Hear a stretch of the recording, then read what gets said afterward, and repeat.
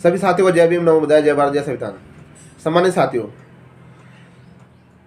सबसे पहले आपको पेरियार जी के निर्वाण दिवस पर कोटि कोटि नमन करते हुए मैं उस महान क्रांतिकारी, उस महान सामाजिक व्यवस्था परिवर्तन करने वाले, उस महान नास्तिक व्यक्ति को जिसे दक्षिण भारत का अम्बेडकर भी कहा जाता है और जिसने अपने विचारों से, अपने संघर्ष से इस बहुजन समाज को जगाने का काम किया, इस बहुजन समाज को ब्राह्मणवाद से निकालने का काम किया, उस महान व्यक्ति को श्रद्धांजलि अर्पित करते हुए कोटि कोटि नमन करता हूँ।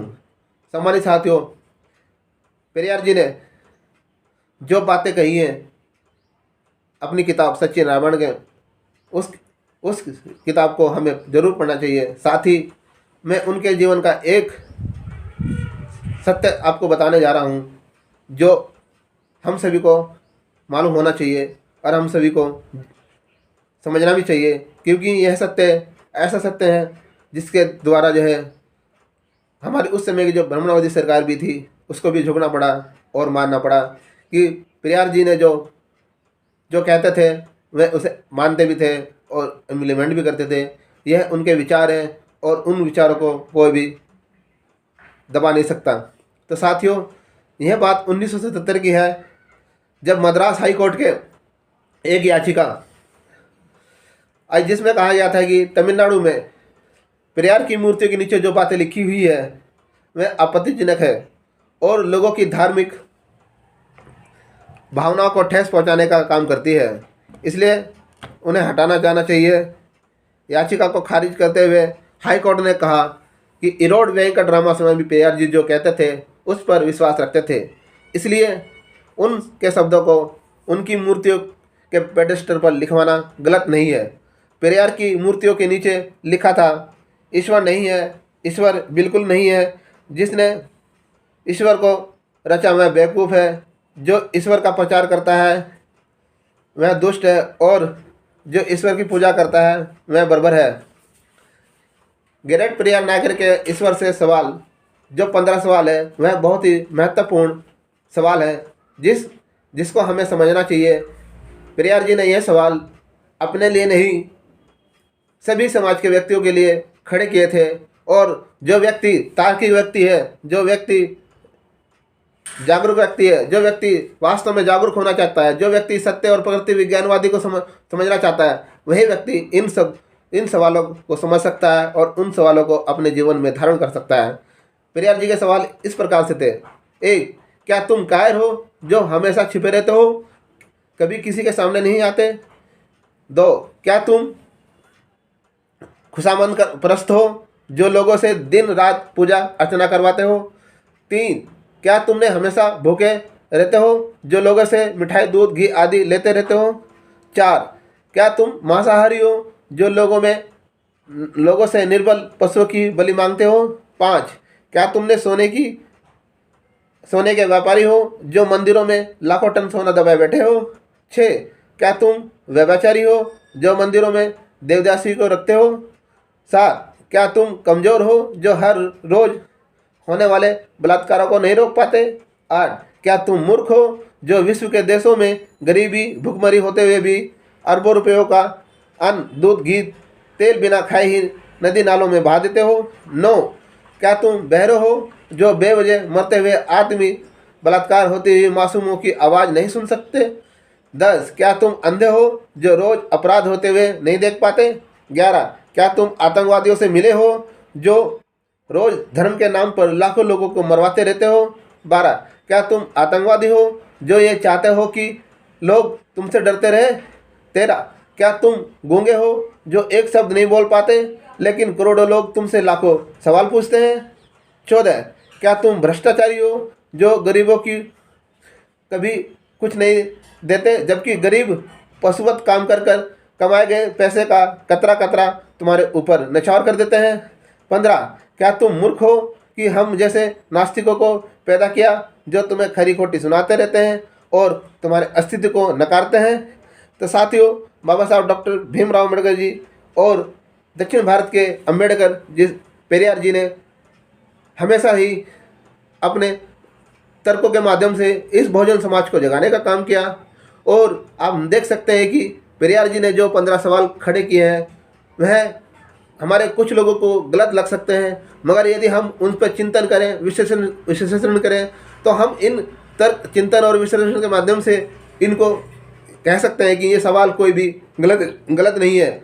यदि गलत होते तो हमें जो तर्कशील व्यक्ति है, जो ज्ञानी व्यक्ति है, वो हमें तर्क करके बता सकता था। मगर जिनके पास कुछ जो है तर्क करने की शक्ति नहीं होती है, वह तर्क नहीं कर सकता, और वह उन जैसे पेरियार जी पर अपना रोष पैदा किया, वैसे नास्तिक लोगों पर रोष जताने का काम करते हैं।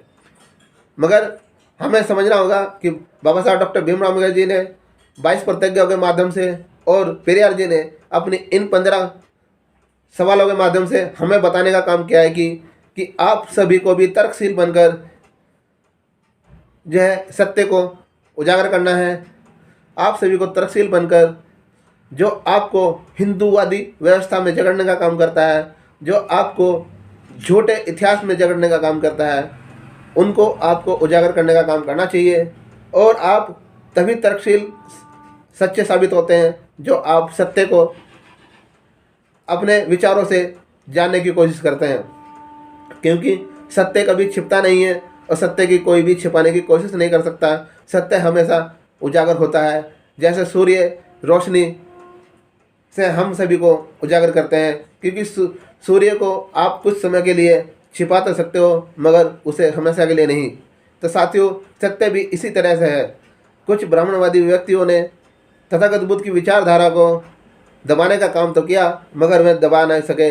आज भी हमारे सामने हमारे इतिहास के माध्यम से, हमारे अवशेषों के माध्यम से आज हम फिर से देख सकते हैं कि तथागत बुद्ध की विचारधारा जिंदा है, और आज भी मिट्टी की खुदाई से बुद्ध ही बुद्ध नज़र आते हैं, और इतिहास में भी बुद्ध ही बुद्ध नज़र आते हैं। पूरे विश्व के अंदर भी बुद्ध ही बुद्ध नज़र आते हैं। इससे साबित होता है कि भारत की जो व्यवस्था थी, भारत की जो संस्कृति थी, वह बौद्ध व्यवस्था थी, और बौद्ध व्यवस्था ही सभी व्यक्तियों का सम्मान करने वाली थी, सभी व्यक्तियों को मानवतावादी बनाती थी, सभी व्यक्तियों को जो है एक समान समझती थी, क्योंकि वह कभी भी मनुष्य में भेद नहीं करती थी, और उनको सभी जाति धर्म के व्यक्तियों को जोड़ने का काम करती थी। मगर जो छल कपटी लोग होते हैं, जो वर्चस्व बनाने की वो अपनी मंशा रखते हैं, जो काल्पनिक चीज़ों को मानने की कोशिश करते हैं, ऐसे लोग कभी भी मानवतावादी, समतावादी लोगों को आगे बढ़ने का काम नहीं करने देते। वह उनको जो है धीरे धीरे ख़त्म करने की कोशिश करते हैं। और इसी प्रकार से हमारे संत महापुरुषों की विचारधारा को इन ब्राह्मणवादी व्यक्तियों ने अपने आप को स्थापित करने के लिए हमारे इतिहास को भी दफनाने का काम किया, मगर वह दफना ना सके। आज फिर से जिंदा होकर हम बहुजन समाज के व्यक्तियों के बीच में इतिहास के रूप में, बहुजन साहित्य के रूप में, अवशेषों के रूप में फिर से जिंदा हो रहा है, और हमें चीख चीख कर कह रहा है कि भारत जो है हिंदूवादी नहीं, भारत जो है हिंदू राष्ट्र नहीं, बल्कि भारत एक बुद्धिस्ट राष्ट्र है, और भारत की व्यवस्था बुद्धिस्ट व्यवस्था है। यहाँ के मूल निवासी बहुजन समाज की व्यवस्था ही मजबूत व्यवस्था है, उसे ही हम नागवंशी बुद्धिस्ट व्यवस्था कहते हैं, और जिसे श्रमण संस्कृति के द्वारा उस समय प्रचारित किया जाता था, प्रचार प्रसार किया जाता था। साथियों, हमें अम्बेडकर जी, पेरियार जी के जीवन संघर्ष को अपने जीवन में अपनाना चाहिए। ज्योतिबा फुले जी, संत रविदास जी, नानक कबीर जी के जीवन को अपनाना चाहिए। तथागत बुद्ध की विचारधारा को हमें अपनाना चाहिए, क्योंकि तथागत बुद्ध ही एक ऐसे संचालक रहे हैं इस बहुजन समाज को संगठित करने वाले, जिन्होंने इस आंदोलन का शुरू किया, और यह आंदोलन इतना मजबूत किया कि हमारे समय पर सभी संत महापुरुषों ने अपने अपने समय में इस आंदोलन को रुकने नहीं दिया।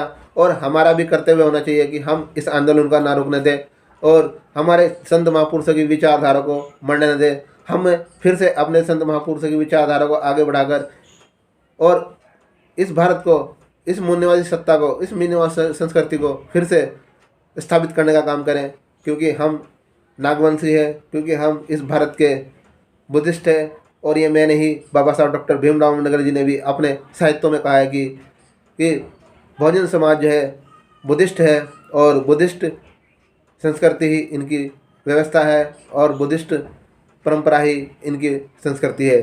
तो साथियों, आप सभी से आशा और विश्वास है कि आप सभी बाबा साहब डॉक्टर भीमराव अम्बेडकर जी को धोखा नहीं देंगे और उनकी विचारों को जीवन में अपनाएंगे। ब्राह्मणवादी व्यवस्था को अपने जीवन से निकालकर आप फिर से बुद्धिस्ट व्यवस्था से, बुद्धिस्ट संस्कृति का पालन करते हुए धम्म दीक्षा लेकर जो है अपने जीवन को बुद्ध के शरण में लेकर जाएंगे और इस भारत को फिर से प्रबुद्ध भारत बनाकर बौद्धमय भारत बनाएंगे जो सम्राट अशोक ने बनाया था। इसी के साथ आप सभी को जय भीम, नमो बुद्धाय, जय भारत।